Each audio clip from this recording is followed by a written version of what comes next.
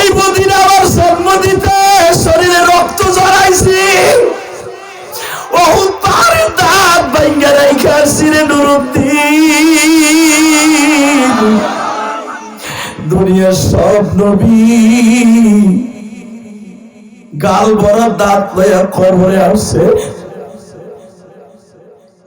আমি নবীর দুইটা দাঁত দুনিয়ায় রাইখা আসছি। কিয়ামতের মাঠে আমার এই দাঁত দুইটা মাওলার সামনে দিয়া বলবো, মাওলা আমার উম্মতকে তুমি মাফ দিবা।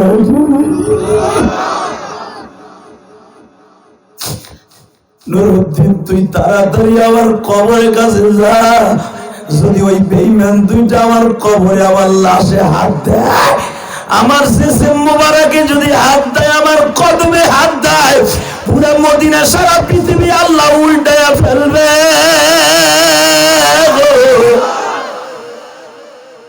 নুরুদ্দিন স্বপ্নের ভিতরে বললেন, ইয়া রাসূলুল্লাহ, আপনি ওই বেঈমান দুইটার ছবি আমার একটু দেখায় দেন। নবী আমার বলে, এই যে বেঈমান দুইটার ছবি দেখে নাও। নুরুদ্দিন ওই রাত্রি বাবা ঘোড়ায় সওয়ার হইলেন, ঘোড়ারে কদম দিয়ে বললেন, ঘোড়ারে আর একটা রাত সময় পাইলি আমার নবীর জিসম মোবারকে শরীরে হাত দিবে বেঈমান। আমি নুরুদ্দিন জঙ্গি এই তুরস্ক থেকে, এই ফিলিস্তিন থেকে, তখন তুরস্ক ছিল বাবা ফিলিস্তিনের মধ্যে, আমি এই ফিলিস্তিন থেকে মদিনায় যাইতে আমার অন্তত 4 দিন সময় লাগবে। আমার সময় তুই লাগাবি মাত্র 1 দিন। তুই আমার মাওলারে বইলে দে তোর পায়ের মধ্যে যেন আল্লাহ কুদরতি শক্তি দিয়ে দে। বাজান আটলান্টিক গ্রিস নদী পার হচ্ছে, ঘোড়ার পায়ে কোনো পানি লাগে না। নুরুদ্দিন জঙ্গি মাত্র ওই একটা রাত আর একটা দিন, এই 1.5 দিনের মধ্যে বাবা মদিনার ভূখণ্ডে চলে আসছে। মাগরিবের টাইমে নুরুদ্দিন জঙ্গি মসজিদে নববীর সদর দপ্তরে দাঁড়ায় বলে, এই মদিনার বাহিরে একজনও 3 দিন পর্যন্ত বের হবে না। আমি মদিনার গভর্নমেন্টের প্রেসিডেন্ট বললাম,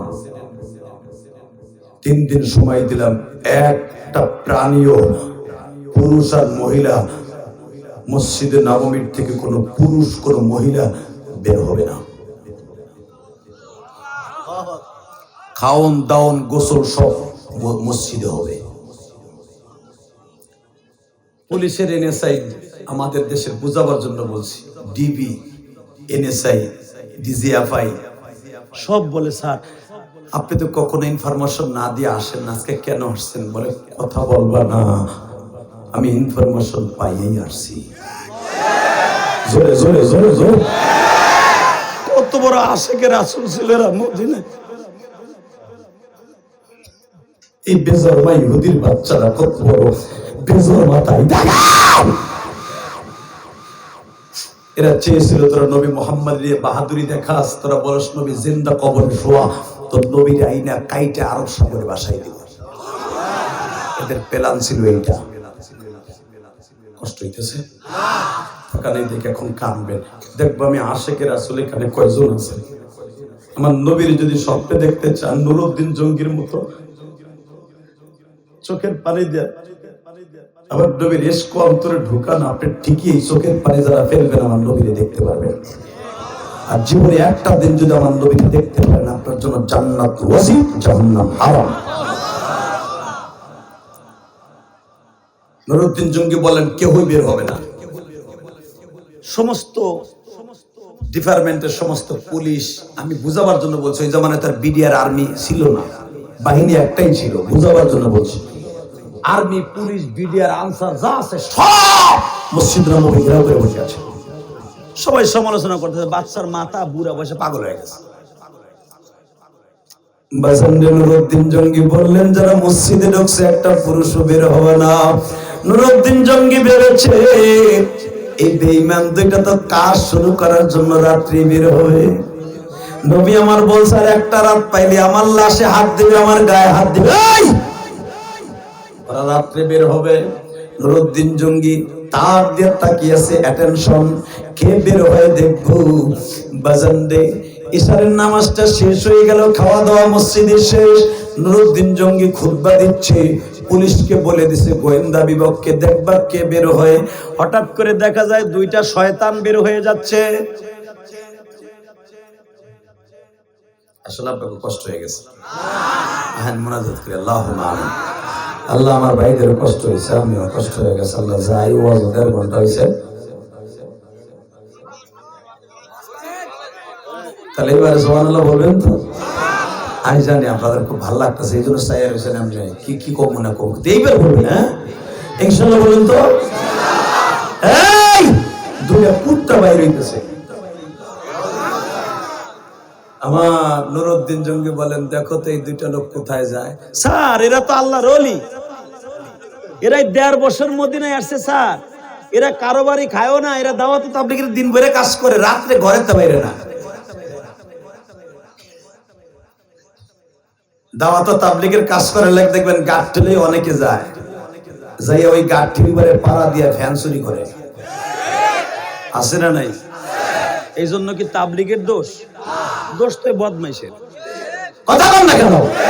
এটা হলো নেক্সট সূরাতের ধোঁকা।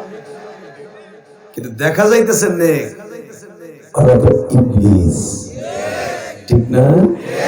রেডি রেডি আল্লাহু আকবার বলেন তো। দেখো তো এই দুইটা কই যায়। স্যার এরা আল্লাহর ওলি। এই আল্লাহ ওয়ালা না আল্লাহ ভোলা, এটা আমি জানি, আগে নজর কর কই যায়।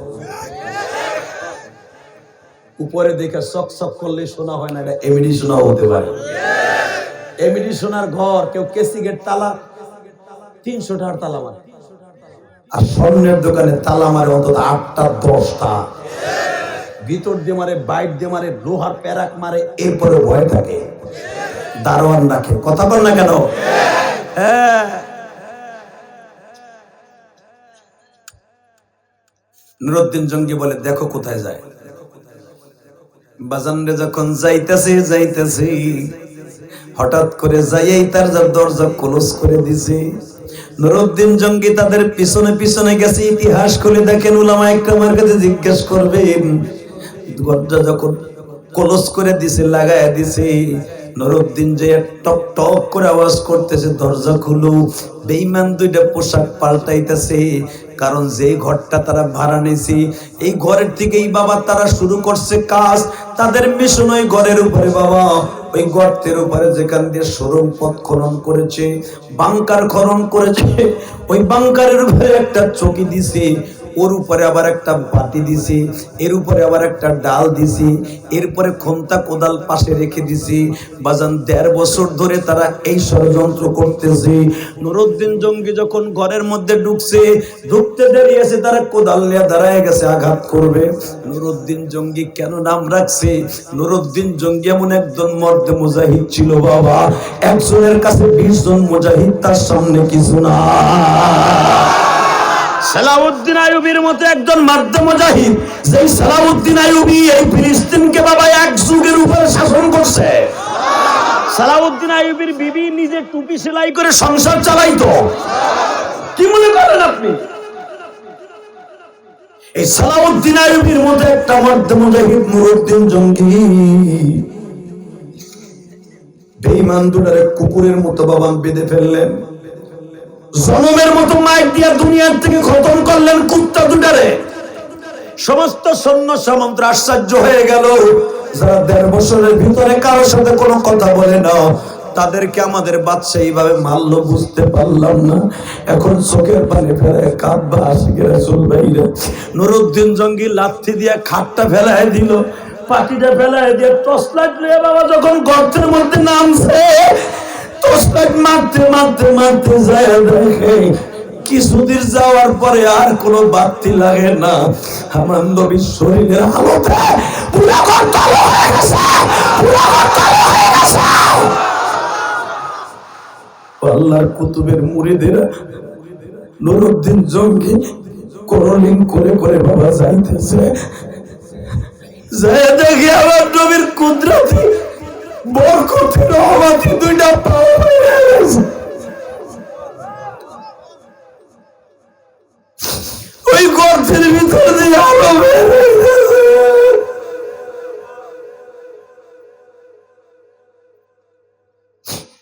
নুরুদ্দিন জঙ্গি ওখানে বসে আমার আল্লাহর কুদরতি পায়ের সরম রাস্তার মধ্যে বসিয়া আল্লাহর প্রশংসা করে আর কান্দে আর বলে, মালিক রে,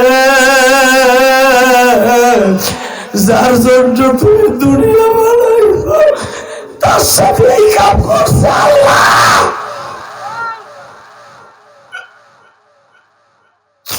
আল্লাহ দেখো তোমার নবীর কথা শুনিয়ে যারা কান্দে এদের মধ্যে কে কি গুনাহ করছে আমি জানি না। তোমার নবীর ইশকে পড়িয়া যাদের চোখে পানি আসবে এদের মা দুঃখিনীরে মাফ করে দিবা, বাবারে মাফ করে দিবা, নুরুদ্দিন জঙ্গির মতো বানায় দিবা। নুরুদ্দিন জঙ্গি আমার নবীর পাও দুইটারে কদম দুইটারে বুকের মধ্যে লাগাইয়া কোরআন শরীফের মতো কাঁদতে বলে, নবী গো নবী।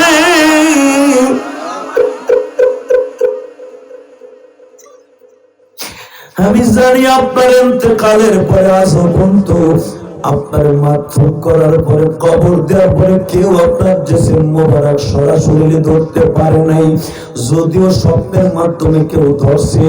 আমি আপনার জিসিম মোবারক স্বপ্নের ভিতর নয় ডাইরেক্ট ধরলাম। নবীজি আমার আপনি মাফ করে দেন।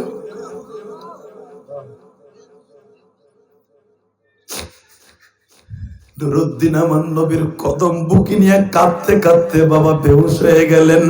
ওই বেহুশ অবস্থা আমার নবী নুরুদ্দিনের মাথায় হাত দিয়ে বলে, নুরুদ্দিন রে, একটা শর্তে তোরে আমি ক্ষমা করব, মদিনার প্রেসিডেন্ট সারা জীবন থাকবি, আমার কবর আর আমার দুই শ্বশুরের কবর, আবু বকর আর ওমরের কবর সহ কিয়ামত পর্যন্ত 100 ফুট মাটির নিচ থেকে শিশা দিয়ে ডালাই দিয়ে দিবি, ডালাই দিয়ে দিবি, ডালাই দিয়ে দিবি, ডালাই দিয়ে দিবি। বাজান এখন আমার নবীর রওজা শিশা দিয়ে ডালাই দিয়ে দেখেন হাদি সাহেবরা, এটা আমার নবীর কবর ভেদ করার মতো ক্ষমতা কারণ। এই বদমাইশের জাত, এই বনি ইসরাইলের জাত, এই যে বাজান রে বেজরমার জাত, এরা কিন্তু আমার নবীর ইন্তেকালের পরে আর আগে কম চেষ্টা করে নাই গো বাবা। আমার নবীর যখন 8 বছর বয়স, চাচার সাথে বাবা এই ফিলিস্তিন ব্যবসা করতে গেছে, তখন ফিলিস্তিন নাম না, ফিলিস্তিনের নাম ছিল শাম। কি নাম, কি নাম, কি নাম? শামদাস ছিল এই দেশের নাম। 8 বছর বয়সে আমার নবী চাচার সাথে এই ফিলিস্তিন গেছে, যেখানে মা মারিয়ামের কবর। এই মসজিদে আকসার পাশে নবী মাল লয়ে যখন গেছে, এই বেজরমা ইহুদির বাচ্চারা নবীরে মারার জন্য ডাল সরকি নিয়ে আসছিল। নবীর চাচা জীবনকে বাজি রাইখে মক্কায় নিয়ে আসছে। আমি আপনাদের দুটো পাও ধরে বলে দিয়ে যাই, এখানে শেষ না গো বাবা। আমার নবী যখন তার মায়ের সাথে কবর দেখতে মদিনায় গেছে, তখন বুহাইরা রাহেব একজন ইহুদির পাদ্রী ছিল, ইহুদিদের আলেম। সে আমার নবীর মাইরে ফেলানোর জন্য 160 কিলোমিটার দূর থেকে বেঈমান মদিনায় আসছে।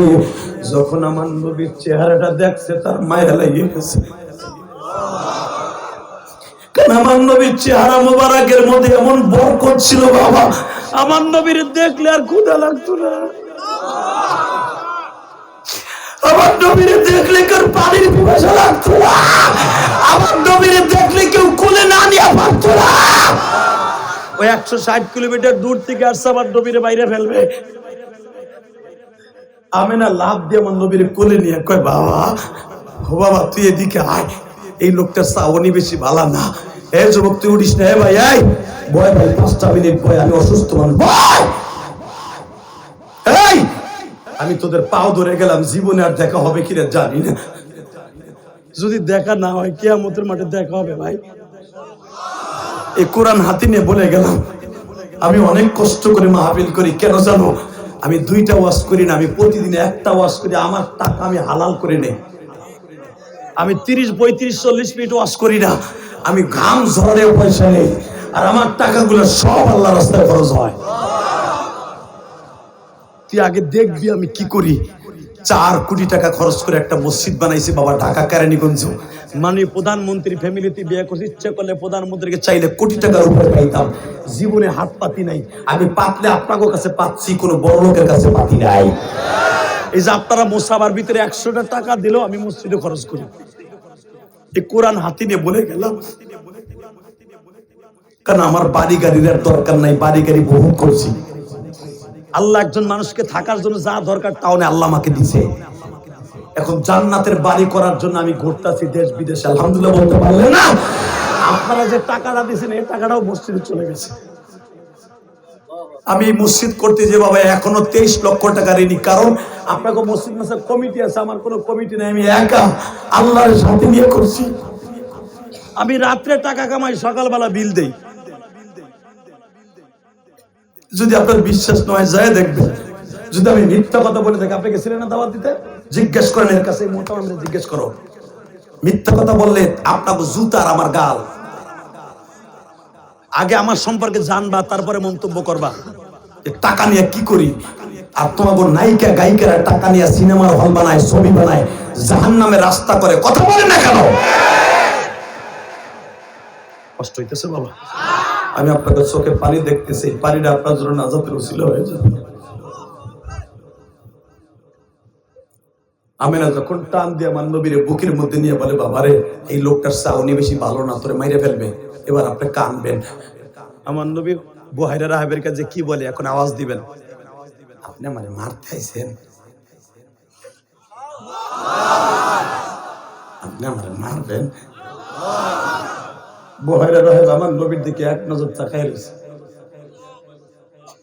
বাবা আমি তোরে মারবো, তুই কেমনে জানলি? আমি জানছি আমার পিছনে কে যেন বলে, মোহাম্মদ রে তুই উঠে আয়, বাবার কবরের কাছে আর দাঁড়াইস না, তোর পিছনে তোর দুশমন ইহুদি দাঁড়াই রয়েছে। জোরে জোরে জোরে জোরে জোরে জোরে বাসানলে, এখন আপনি কানবেন, আমার নবীও কান্দে। বুহাইরা রাহেবের হাতটা ধরিয়া বলে, আপনি আমারে মারবেন, আমার মালিক আমারে বাঁচায় রাখবে, আপনি কেমনে ভাবলেন গো? আপনার ইনজিল কিতাবে আমার সব অ্যাড্রেস আছে, আমার মায়ের নাম কি, বাবার নাম কি, এখানে আমার বাবার কবর। আপনি যদি ইনজিল কিতাবে পেয়ে থাকেন, যেই মালিক আপনার জানার ক্ষমতা দিছে গো, ওই আল্লাহ আমারে বাঁচাই রাখার ক্ষমতাও তার হাতে। বুহাইরা রাহেব নবীরে কোলে নিয়ে 2 গালে চুমা দিয়া বলে, আমিনা রে আমিনা, আমি জাতের কসম করে বলছি, আমি কিন্তু তোর ছেলে মুহাম্মাদের দুশমন।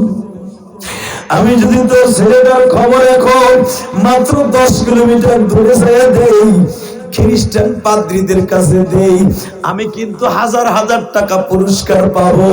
কিন্তু তোর মুহাম্মাদের চেহারা দেখে আমার এত মায়া লাগছে রে আমিনা, আমি জানতাম না তোর সন্তানের চেহারার মধ্যে এত মায়া।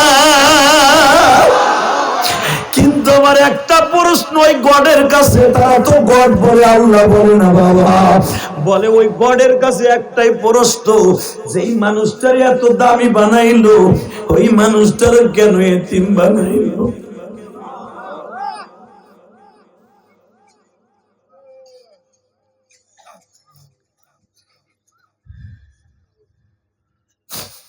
বাজানে মাজমার মধ্যে জন্মায় বাবা, আমার জনম দক্ষিণী মা গোপালগঞ্জের জমিনে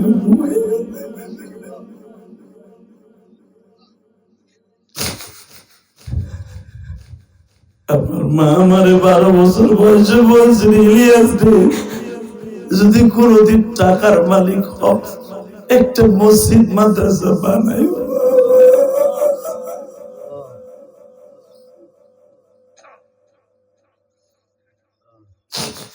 আমি আমার মায়ের স্বপ্ন পুরা করার জন্য যুবক ভাইরা, আমি তোদের 2টা পাও ধরছি, এই কোরআন বুকি নিয়ে বলে গেলাম, আমি আমার মায়ের অর্ডারটা পালন করার জন্য মানুষের কাছ থেকে কষ্ট করে করে ঘাম ঝরে পয়সা কামাইয়ে কোটি কোটি টাকা খরচ করে একটা মসজিদ মাদ্রাসা বানাইছি, একটা মাত্র কারণ নিজে জায়গা কিনে নিজে বানাইছি আল্লাহর হুকুমে সন্তুষ্ট করতে। আমার মা বলছিল যে তোমার নানাই গোপালগঞ্জের মধ্যে বড় আলেম, তোমার নানাও যেমন একটা মসজিদ করছে, তুমি একটা মসজিদ বানাইও। বাবা আমি জানি আমি যদি একটা মসজিদ বানাই, আমার নবী বলছে মান বানা ইলাল্লাহি মাসজিদান বানাল্লাহু লাহু বাইতান ফিল জান্নাহ, যে আমি আল্লাহর ঘর বানাই দিব, আমি আল্লাহ তাকে জান্নাতে ঘর বানাই দিব। ও বাজান আমার মায়ের কবরটা জান্নাতের বাগান বানাইছি, আমি বানাইছি। আমি দেখলাম আপনারও একটা মসজিদ বানাইছেন, দোয়া করে যাই এই মসজিদ যারা টাকা দিবেন, এক বস্তা সিমেন্টও দিবেন, আল্লাহ যেন তাদের জান্নাতের ফয়সালা করিয়া দেয়। বাবা আমি যদি পারি কোটি কোটি টাকা খরচ করে, 2 তলা কমপ্লিট হয়ে গেছে বাজার, 1,20,00,000 টাকা দিয়ে জায়গা কিনছি, এই পর্যন্ত আমার 4 কোটি চলে গেছে বাবা। আমি কাউকে বলি না আমার 1 বছর সিমেন্ট দেন, তবে কেউ যদি দেয়, হুজুর আমার মা নাই। এই যে গত পরশু দিন এক মহিলা প্যান্ডেল থেকে আমার মায়ের মসজিদে নাকফুল খুলে দিছে, যেরকম এক মা দেখলাম চুরি দিয়ে দিছে চুলির বালা। আমার এক মা আমার মায়ের মসজিদে টাঙ্গাইল থেকে তার নাকফুল খুলে দিছে, তার স্বামীর দিয়ে নাকফুল। আল্লাহর জাতের কসম করে বলছি, আমি তো মায়ের চিনিও না, এক বাচ্চার কাছে পাঠাই দিছে, বলবে এটা মাদ্রাসায় দিলাম 10,000 আর আমার এই নাকফুলটা হুজুরের মসজিদে দিলাম, এই জন্য যেন হুজুরের মা জান্নাতে গেলে আমি হুজুরে যাইতে পারি। কারণ আমার নবী বলছে না, তুমি যদি মসজিদে 100 টাকাও দাও তুমিও জান্নাতি, 1 কোটি টাকা দিলেও জান্নাতি, 1 বছর সুন্নি দিলেও জান্নাতি, একটা টাকা দিলেও তুমি জান্নাতি। মসজিদ এমন একটা জায়গা, আর মসজিদ কারো ব্যক্তিগত নয়। এই মসজিদে দিলে যেই সওয়াব, বাইতুল মুকাররমে দিলে যেই সওয়াব, আমার মসজিদে দিলে যেই সওয়াব, মদিনার মসজিদে দিলে একই সওয়াব। মসজিদ কার ঘর? জোরে কর না কেন? আমি যখন রুমের মধ্যে ছিলাম মাদ্রাসায়, একটা যুবক, অবশ্যই আমার একনিষ্ঠ ভক্ত, আমার ওয়াজ ইউটিউবে শুনে আর মাকে নিয়ে মোটরসাইকেল ওয়াজ শুনতে যাইছে, আমারে বলে হুজুর আমার মা প্রতিদিন আপনার ওয়াজ শুনে, এই মেম্বার সাহেব যাওয়ার 5 মিনিট আগে, হুজুর আমার মা বলছে, হুজুর আমি ধনট থানা, আপনি যখন আসছিলেন থানার ওখানে বৃষ্টির কারণে আমি ওয়াজটা শুনতে পারিনি, কিন্তু হুজুর আজকে আমার মারে নিয়ে আসছি, হুজুর আপনার মায়ের মসজিদে আমি 500 টাকা দিয়ে দোয়া চাইলাম, আমার মায়ের জন্য একটু দোয়া করবেন। যুবকটা আপনাদের প্যান্ডেলেই বসে আছে, আর মাকে আল্লাহ তুমি মাফ করে দিও, আল্লাহ ওর বাবাকে মাফ করে দিও। এই কোরআন শরীফ ধরে বলছে, কালকে ওয়াজ করছি সিরাজগঞ্জ সদর থানায়, সায়দাবাদ স্টান বড় মাদ্রাসায়, ওই মাহফিলের প্রধান অতিথি ওই মাদ্রাসায় 1 কোটি টাকা দান করছে। সে হাজার হাজার কোটি টাকার মালিক। সে নারায়ণগঞ্জে 8 থেকে 10টা ইন্ডাস্ট্রিজের মালিক। সে 4 কোটি টাকা দিয়ে মসজিদ বানায় দিছে। আমি যখন বলছি আপনি কত দিবেন, কয় আপনি কত চান, আমি কই চাই গেলাম 1 কোটি করে দিলাম। আলহামদুলিল্লাহ বলেন না? আমি মিথ্যা কথা বলে আল্লাহ জিব্বা কেটে দেবে, মিডিয়ার কাছে জিজ্ঞেস করে, ওই যে মিডিয়া বই রয়েছে, ঠিক আছে 1 কোটি চাইছে, 1 কোটি দিছে। তারপরে সভাপতির বলছি ভাই আপনি কত চান, আমি কইলাম 1 লাখ দিবেন, এইটুক টাকা কম, 1 লাখে দিছে। তারপরে যাদের বাবা নাই মা নাই 50 1 লাখ বহুত দিছে। কারণ আমারে তারা 9টায় উঠাইছে, পরান ভরে ওয়াজ করছি, কারণ বাবা আমার তো কুয়াশায় ঢাকায় যেতে হবে, তাই না বাবা? আমি আপনাদের মেহমান, আপনারা খালি আপনাকে দিক তাকায়েন না, যে আমি যদি আপনার ভাই হইতাম, আপনি যদি শোনেন যে আমাকে হুজুর অ্যাক্সিডেন্ট করে যমুনার সেতুর উপরে পড়ে রয়েছে, আপনার খারাপ লাগবে না? কথা বলেন না কেন? আমার যদি কেউ অপমান করে আপনার খারাপ লাগবে না? কথা বলেন না কেন? যে ওয়াজটা আমি মিস করছি, আমি ভাবছিলাম এই কমিটি হয়তো ওখানে গেলে ডিস্টার্ব করবে, কিন্তু এরা এত ভদ্র, এই মেম্বার সাহেব সামনে ছিল, একটা টু শব্দ করে নাই। জাতিগত এরা ভদ্র। আলহামদুলিল্লাহ বলে না কেন? অনেক মাহফিল মিস করলে বক্তারে বকা দেয়, কারণ আমি কেন ইন্ডিয়া গেছি সেটা আমি জানি। কমিটিতে যখন বুঝাই বলছে, সে বুঝছে যে হুজুর তার বাংলাদেশে থেকে পোকা মিস করে নাই। আর বাবা হরতাল অবরোধ এমন পরিমাণ শুরু হয়, আপনি জানেন এই যে 2 সপ্তাহ আমি নারায়ণগঞ্জ মাহফিলে যাইতেছি, চেয়ারম্যান সাহেব আমার গাড়ি আর পুলিশের গাড়ির মাঝখানে ককটেল মারছে, মাত্র 5 হাতের জন্য আমার গাড়ির আগুন লেগে যায় না। আল্লাহ হেফাজত করছে, আলহামদুলিল্লাহ বলেন। বাবা কত রিস্কে আসি বাবা, আর আগামী কালকে থেকে আবার অবরোধ। লাগাতার অবরোধ। আমি আপনাদের কাছে দুইটা পাও ধরছি, এমন লাগে একটু দোয়া করেন। আমরা কিন্তু এই দেশের বক্তা খেলোয়াড় আর নায়ক নায়িকা যে গ্রুপেরই হোক, তারা কিন্তু সরকারের কাছে একটা এই দেশের সম্পদ। আমরা বাংলাদেশের বাহির থেকে টাকা কামাই, আপনাদের কাছ থেকে নিয়ে সরকারে দেই না? আপনাদের টাকা নিয়ে মসজিদ করি, মাদ্রাসা করি, সরকারের কাছ থেকে তো কিনি। অতএব সরকারের কাছে আমরা কি স্বর্ণের অক্ষরে লেখা না? অতএব আপনাদের কাছে বলবো, বাবা আমার সাথে একটা ওয়াদা দেন তো, মুনাজাত না করে ময়দান ছেড়ে কেউ যাবেন না। কে কে রাজি আছেন? আল্লাহ হাত তুলে দেখান তো। আল্লাহ তুমি কবুল করো বগুড়া ধনু থানাবাসী রে আল্লাহ। আজকে 9 ডিসেম্বর, দেখো না আল্লাহ, আল্লাহ একটু দেখো, আমার ভাইরা কিন্তু অনেকেই কাঁদছে। আল্লাহ তুমি দেখো 9 ডিসেম্বর এই হাজার হাজার মানুষ এই রাত 12টার সময় তোমার কাছে দুইটা হাত উত্তোলন করে, তোমার কাছে রাত 12:30টার সময় তোমার কাছে হাত তুলন করে বলতেছে এরা জীবনে এক ওয়াক্ত নামাজ কামাই দিবে না। আল্লাহ এরা মা বাপরে কষ্ট দিবে না, বিশ্ব নবীরে কষ্ট দিবে না, এদের সন্তানগুলাকে মানুষের মতো মানুষ বানাবে। জনগণ আমিন, জনগণ আমিন। বাবা আমি অসুস্থ শরীরে একটা ওয়াদা করব, এই মাদ্রাসা অনেক বড় হোক। আপনারা চান না? চান? আমি আমার মার জন্য আপনাদের কাছে দোয়া চাই, আপনাদের কাছে দোয়া চাই। 30টা সেকেন্ডে এমন কোন আল্লাহর ওলি আছেন কি? কালেকশন হয়ে গেছে গা, আমি কালেকশন করবো না, আমি কয়েকটা বন্ধু বানাবো এখানে। 30টা সেকেন্ডে একটা যুবক আসো কি এখানে? হুজুর আমার বাবার জন্য, মার জন্য আমি এতিমখানা মাদ্রাসায় অথবা এই মসজিদে আমার মায়ের জন্য 10,000 টাকা দিব। একটা লোক প্রথম দাঁড়ান তো, কে আছেন? 10,000 টাকা দিবেন। প্রথম আল্লাহর একটা ওলি। কালেকশন হয়ে গেছে, আমি কটা বন্ধু বানাই যাই। শুধু কিয়ামতের মাঠে যদি আমার মসজিদটা কবুল হয়, আপনারা রাইখে আমি যাবো না।